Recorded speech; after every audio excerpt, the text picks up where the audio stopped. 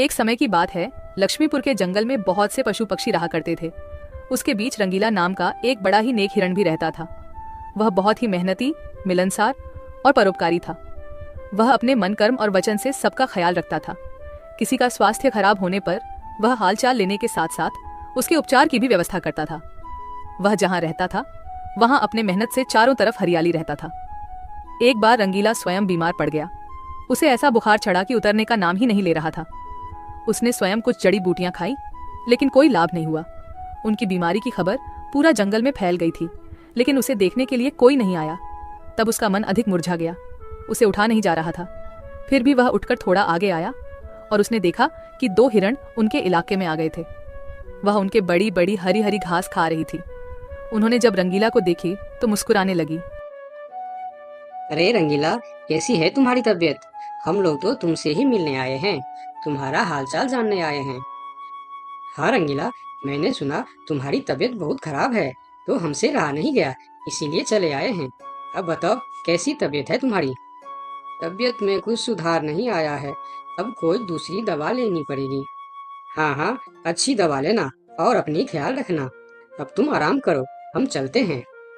रंगीला मुड़कर अपनी घर के तरफ चला गया और इधर दोनों हिरण फिर से रंगीला के इलाके के हरे हरे घास खाने लगी। हमने इस जगह के बारे में जितना सुना था उससे कहीं ज्यादा पाया। रंगीला ने बड़ी मेहनत से ये गुलशन सजाया है। चारों तरफ हरियाली ही हरियाली है।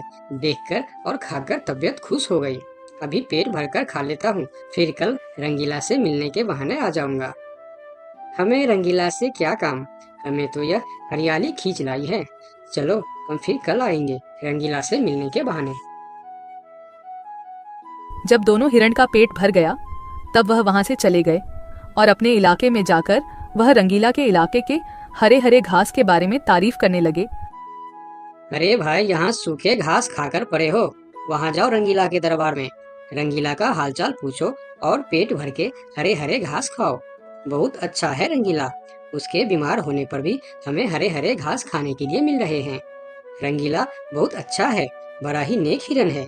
उसके बीमार होने पर भी हमें हरे हरे घास खाने के लिए मिल रहा है। इससे अच्छी बात और क्या हो सकती है। वहां बहुत सारे हिरण की टोली बन गई। वह सब रंगीला के पास पहुंच गए और रंगीला का हालचाल पूछने लगे। पहले तो रंगीला को इस बात की बहुत खुशी हुई कि कितने सारे लोग इनके हालचाल पूछने आ गए, लेकिन उसके बाद का नज़ारा देखकर रंगीला का सर चकरा गया। सारे हिरण उनके इलाके के घास खाने में जुट गए थे। कुछ हिरण तो फल भी खा रहे थे। उनके पास सर उठाकर इधर उधर देखने की भी फुर्सत नहीं थी। रंगीला बेचारा मन ही मन सोचने लगा कि यह लोग मेरे पास 2 घड़ी भी नहीं रुके और घास खाने में जुट गए। अगर यही हाल रहा तो मेरे इलाके के सभी घास खत्म हो जाएंगे, मेरे खाने के लिए भी कुछ नहीं बचेगा।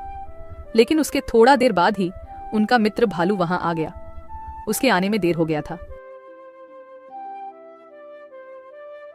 माफ करना दोस्त, मुझे आने में देर हो गई है। तुम्हारे लिए औषधि लाने बहुत दूर चला गया था। औषधि तो मिल गई, लेकिन आने में थोड़ी देर हो गई। ये जड़ी बूटी तुम जल्दी खा लो और जल्दी से ठीक हो जाओ मेरे दोस्त। रंगीला ने वह औषधि खाई और कुछ देर बाद ही उसे आराम मिलने लगा।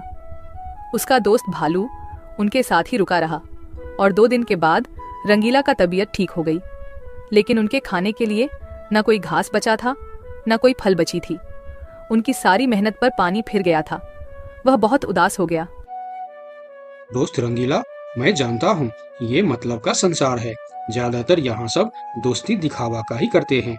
सब अपने फायदे की सोचता है।